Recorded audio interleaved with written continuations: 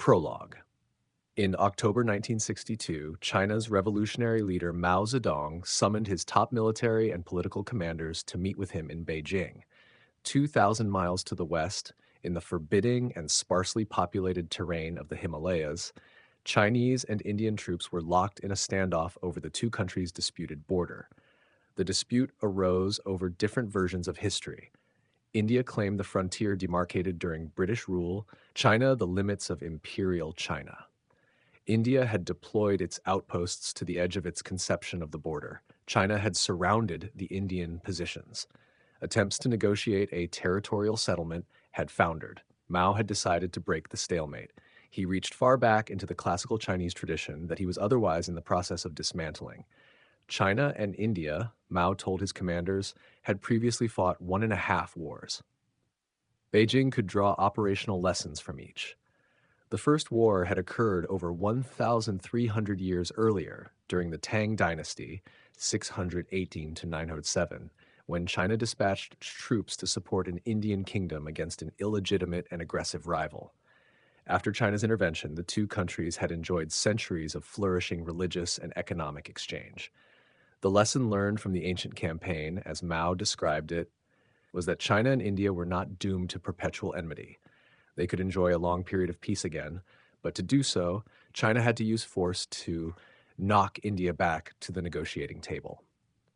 The half-war, in Mao's mind, had taken place 700 years later when the Mongol ruler Tamerlane sacked Delhi. Mao reasoned that since Mongolia and China were then part of the same political entity, this was a half Sino-Indian war. Tamerlane had won a significant victory, but once in India, his army had killed over 100,000 prisoners. This time, Mao enjoined his Chinese forces to be restrained and principled.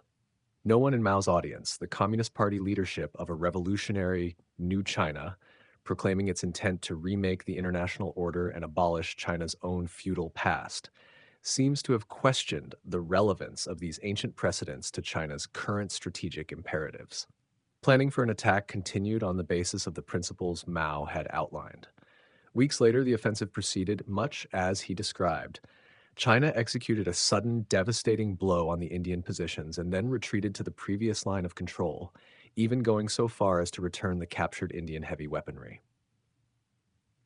In no other country is it conceivable that a modern leader would initiate a major national undertaking by invoking strategic principles from a millennium-old event, nor that he could confidently expect his colleagues to understand the significance of his allusions.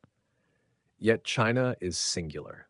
No other country can claim so long a continuous civilization or such an intimate link to its ancient past and classical principles of strategy and statesmanship. Other societies, the United States included, have claimed universal applicability for their values and institutions. Still, none equals China in persisting and persuading its neighbors to acquiesce in such an elevated conception of its world role for so long, and in the face of so many historical vicissitudes. From the emergence of China as a unified state in the 3rd century BC until the collapse of the Qing dynasty in 1912, China stood at the center of an East Asian international system of remarkable durability. The Chinese emperor was conceived of and recognized by most neighboring states as the pinnacle of a universal political hierarchy, with all other states' rulers theoretically serving as vassals.